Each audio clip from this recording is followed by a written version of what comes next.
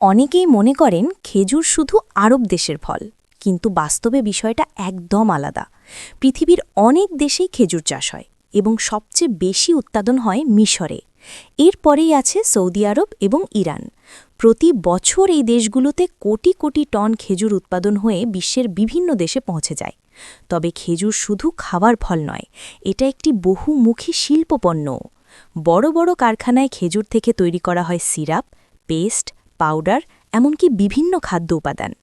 খেজুর গাছের জন্য সবচেয়ে উপযোগী পরিবেশ হল শুষ্ক ও উষ্ণ অঞ্চল, যেমন মরুভূমি, যেখানে প্রচণ্ড রোদ থাকে, বৃষ্টিপাত কম হয় এবং বাতাস শুষ্ক।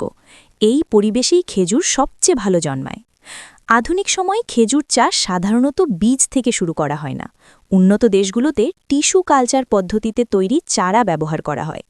এসব চারা বিশেষ ল্যাব ও নার্সারিতে তৈরি হয়, যেখানে আগেই যাচাই করা হয় গাছের গুণগত মান, যেমন ফলন, রোগ প্রতিরোধ ক্ষমতা এবং গাছটি পুরুষ না স্ত্রী হবে। চারা প্রস্তুত হওয়ার পর জমি তৈরি করা হয় খুব যত্ন সহকারে।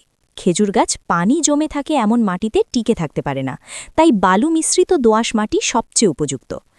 এরপর নির্দিষ্ট দূরত্ব বজায় রেখে বড় গর্ত তৈরি করা হয় এবং সেখানে জৈব সার প্রয়োগ করা হয়। তারপর চারাগুলো রোপণ করে মাটি ভালোভাবে চেপে দেওয়া হয়। খেজুর গাছে সাধারণত 4 থেকে 5 বছর পর ফল ধরতে শুরু করে। এই সময়টা খুব গুরুত্বপূর্ণ, কারণ শুরুতে সঠিক যত্ন না পেলে ভবিষ্যতে ফলন কমে যেতে পারে। পানির পরিমাণ নিয়ন্ত্রণ করাও খুব জরুরি। বেশি পানি দিলে শিকড় পচে যেতে পারে, আবার কম পানি দিলে গাছ দুর্বল হয়ে পড়ে। এজন্য আধুনিক খামারগুলোতে ড্রিপ ইরিগেশন ব্যবহার করা হয়, যাতে প্রতিটি গাছ প্রয়োজন অনুযায়ী পানি পায়। এরপর আসে সবচেয়ে গুরুত্বপূর্ণ ধাপ, পরাগায়ন। খেজুর গাছে পুরুষ ও স্ত্রী গাছ আলাদা হয়। শুধুমাত্র প্রাকৃতিকভাবে পরাগায়নের ওপর নির্ভর করলে ফলন কম হয়। তাই অনেক খামারে শ্রমিকরা হাতে করে পুরুষ ফুলের পরাগ স্ত্রী ফুলে লাগিয়ে দেয়, যার ফলে ফলন অনেক বেড়ে যায়।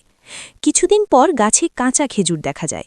শুরুতে সবুজ, তারপর ধীরে ধীরে হলুদ, লালচে বা বাদামি রং ধারণ করে। সময়ের সাথে সাথে এগুলো নরম, মিষ্টি ও রসালো হয়ে ওঠে। ফসল তোলার সময় খেজুর গাছের উচ্চতার কারণে শ্রমিকদের দড়ি, মই বা বিশেষ লিফট ব্যবহার করতে হয়। আধুনিক খামারে এখন মেশিন চালিত লিফট ব্যবহারের ফলে কাজ অনেক সহজ হয়ে গেছে।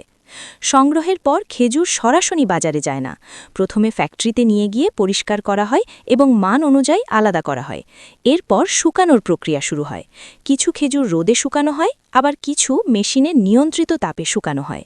এরপর ভালো মানের খেজুর প্যাকেটজাত করে বাজারে পাঠানো হয়।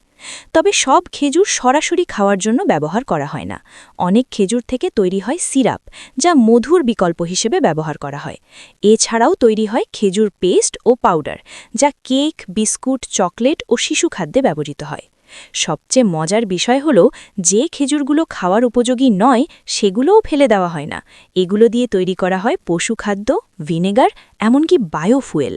এভাবেই মরুভূমির একটি সাধারণ খেজুর গাছ ধাপে ধাপে প্রক্রিয়াজাত হয়ে আমাদের ইফতারের টেবিল থেকে শুরু করে দৈনন্দিন খাবারের অংশ হয়ে ওঠে।